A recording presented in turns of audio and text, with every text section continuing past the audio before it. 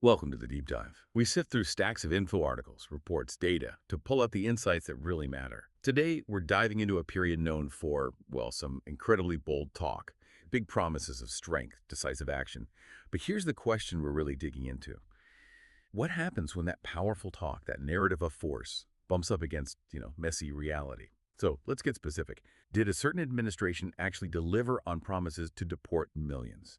To really lock down the border? Did it win that major trade war against a global competitor? Did it reshape things like they said it would? And those military strikes declared a total success. Were they really effective? Did they actually stop a nuclear program in its tracks? Or were these big pronouncements, these narratives of strength, maybe more fragile than they seemed? Did they kind of crumble when faced with how complex the world actually is? That's what we want to unpack. It's fascinating, isn't it, how often the stated goal, the big headline promise, ends up looking quite different from the actual result on the ground.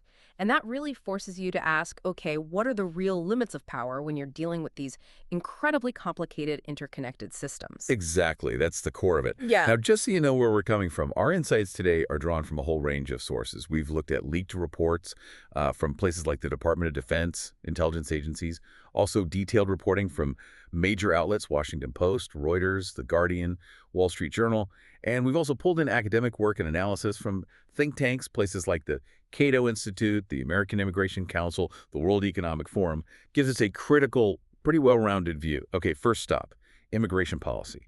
This was huge. The promise was nothing short of the largest domestic deportation operation in American history. The target, 1 million immigrants a year. I mean, just think about that number. More than triple anything seen before. Yeah, the goal was a dramatic cut, not just in unlawful immigration, but legal immigration, too. Talk of immediate border shutdowns, even hinting at using the military for deportations.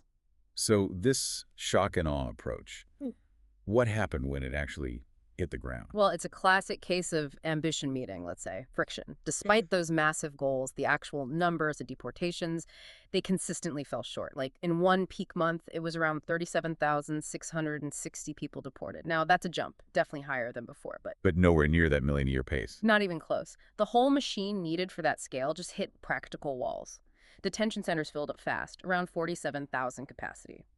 And the logistics, arranging hundreds of flights, coordinating everything, it really slowed things down. I heard it even led to some internal drama, like firing officials. Exactly. An IC director was reportedly fired for not hitting those targets. Eventually, officials seemed to quietly settle on a more, well, realistic goal of maybe 600,000 removals a year. Still huge, but less than the initial promise.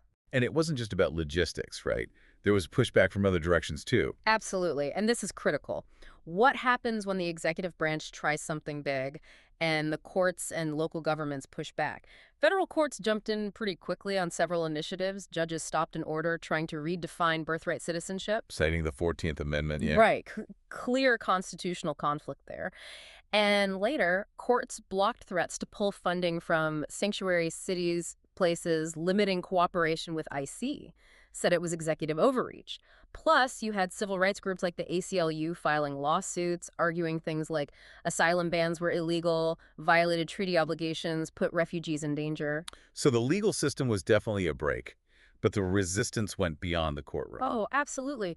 State and local governments, by and large, just weren't playing ball with mass deportations. Lots of Democratic-led cities, states too, doubled down on their sanctuary policies, refused to hand over residents, refused to let local police do immigration enforcement. So the idea of using local police as force multipliers. It pretty much fizzled in many places. Some state attorneys general even put out guides for schools, hospitals, charities on how they could legally refuse ICE requests. Huge institutional pushback. Okay, what about the wider impact? Socially, economically. Well, the human cost was stark. NGOs, human rights groups talked about tactics like family separation returning, calling it déjà vu of the darkest kind, warning about long-term trauma. They documented collateral arrests, too. U.S. citizens getting wrongly detained in sweeps. Wow, and the economy. Big concerns there.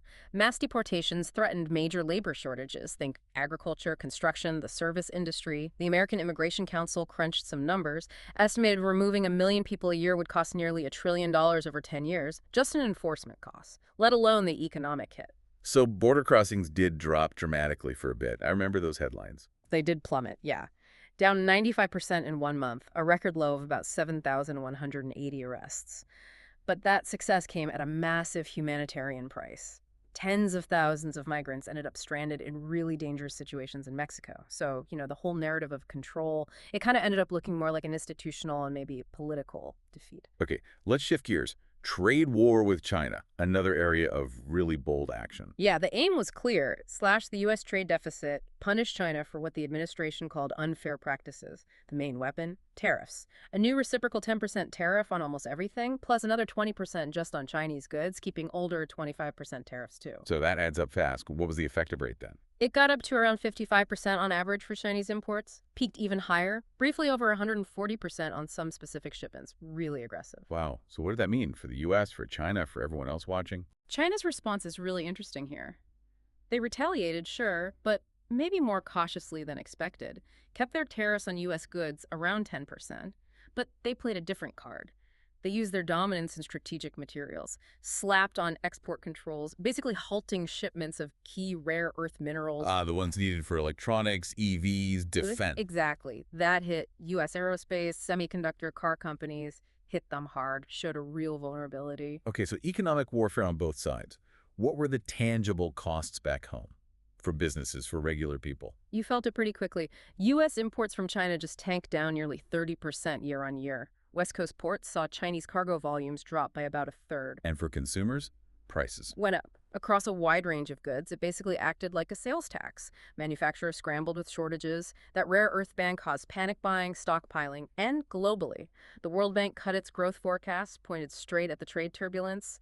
U.S. farmers got hammered by retaliatory tariffs. Devastating income losses was the description. So immense pressure building. Who blinked? Well, facing all that heat, domestically and internationally, the administration quietly went back to the negotiating table. By late June, a deal was announced. The U.S. agreed to roll back those extreme tariffs, settling on a flat 55% rate for Chinese goods. Still high, but down from that 140-plus peak. And China, what did they give? They kept their moderate 10% tariff on U.S. stuff, lifted the rare earth embargo, and agreed to, quote, expedite shipments of critical minerals. There was even talk of easing restrictions on Chinese students in the U.S., sort of a goodwill thing. Okay, so a deal was struck. But was it a win? Or did it just stop the bleeding? What was the real result? The administration definitely framed it as a win. But if you look closely, the outcome felt a lot like the earlier Phase 1 deal. China agreed to buy more U.S. goods, okay, but the core issues, intellectual property theft, industrial subsidies, those didn't fundamentally change. So the trade deficit shrunk. It did shrink, yeah, but mostly because overall trade just collapsed between the two countries, not really because of major reforms. So the whole thing kind of shows how this aggressive tariff approach turned into a really costly fight that ended with, well, maybe a massed retreat is one way to put it. Economic power isn't just a blunt instrument. Okay, let's move to our third major area. The military strikes on Iranian nuclear facilities. Operation Midnight Hammer? The stated goal couldn't have been clearer.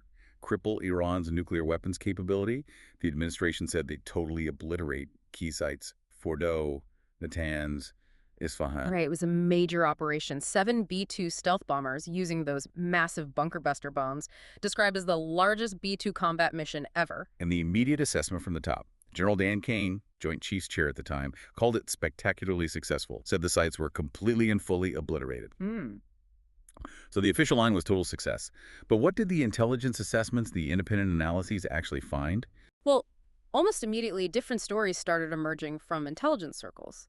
A leaked Defense Intelligence Agency assessment came to a very different conclusion. It figured the strikes probably only set Iran's program back by a matter of months, maybe 1 to 2 months before they could restart enrichment. Months, not years, or obliterated. Just months, and no underground facilities were completely destroyed. Like at Fordow, the entrances caved in, sure, but the deep underground centrifuge halls, they were largely intact. And the crucial nuclear material. That's the key point. Iran had apparently moved its most sensitive stuff before the attack.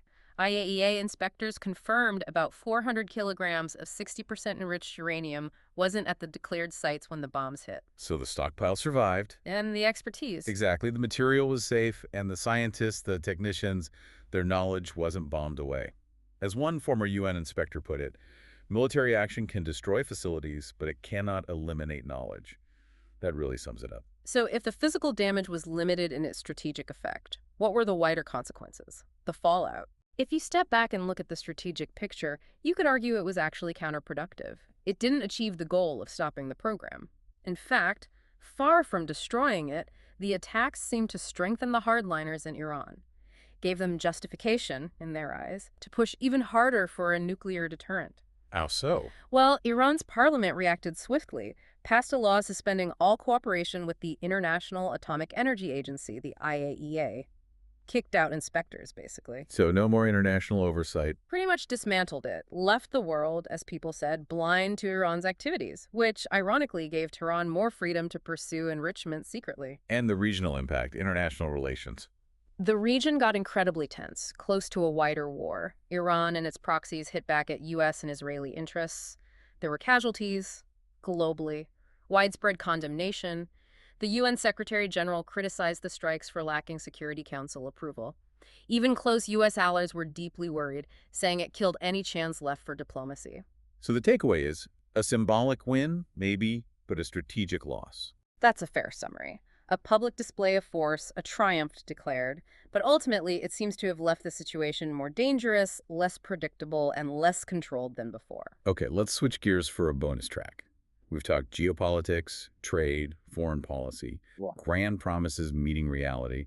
But what happens when that same kind of edge philosophy disruption, individual genius overrules, gets applied domestically to government itself? It's a really interesting parallel. That philosophy, this idea of EDG embracing risk, disruption, believing a single visionary can just bypass established systems. Yeah.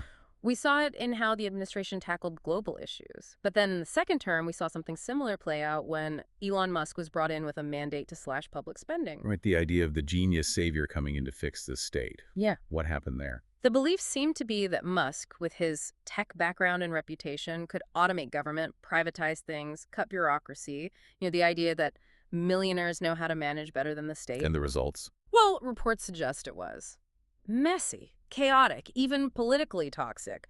Agencies cut staff, okay, but efficiency didn't improve. Sometimes it got worse. His typical startup management style, hardcore hours, quick firings, just clashed head-on with federal regulations, union rules. It didn't translate well. Even specific projects struggled. Yeah. Attempts to use his teams to digitally transform things like federal transport systems apparently stalled or failed. Lack of accountability was cited as a key issue. And critics, interestingly, from across the spectrum, including the Libertarian Cato Institute, pointed out that the promised savings didn't materialize. Failed contracts, botched implementations actually ended up costing more. And I remember reading about a very public falling out. Oh, yeah. A public divorce, you could call it. Musk eventually pulled back from federal projects, publicly accused the state bureaucracy of sabotaging him. And the administration's response? Fired back, called him overrated, said he was good for rockets, not for budgets. Ouch. Oh. But that whole episode really highlights the limits, doesn't it? The idea that a single disruptor, however brilliant in their field, can just impose their will on complex government systems. It shows that governing by sheer force of personality, even with a tech vision, runs into walls, distributed power, checks and balances, the sheer inherent complexity of how government actually works. So as we wrap this up, looking across immigration, trade, Iran, even this domestic governance example, there's a real pattern here. Grand promises, these maximal strength approaches, time and again hitting these complex, often stubborn realities. It really makes you ask, what does this teach us about the limits of just unilateral power? Trying to force things through. We saw promises that were maybe overstated, deliver limited results. We saw significant collateral damage. We saw pushback from courts, local governments, international partners. And that paradoxical outcome is fascinating. These hardline tactics often seem to empower hardliners on the other side, actually undermining the original goals. So for us, trying to make sense of it all, what's the takeaway? I think it invites us all to look critically, right? To really analyze with an informed eye. What happens when leaders try to govern purely by imposition instead of trying to build consensus? Are we maybe in a time where some leaders confuse force with wisdom? It's a question worth asking. And maybe a final thought for you to chew on after this deep dive. When that initial shock and awe, the bold policy wears off, when it meets the real world's resilience and complexity, what's actually left standing beyond the hell lines?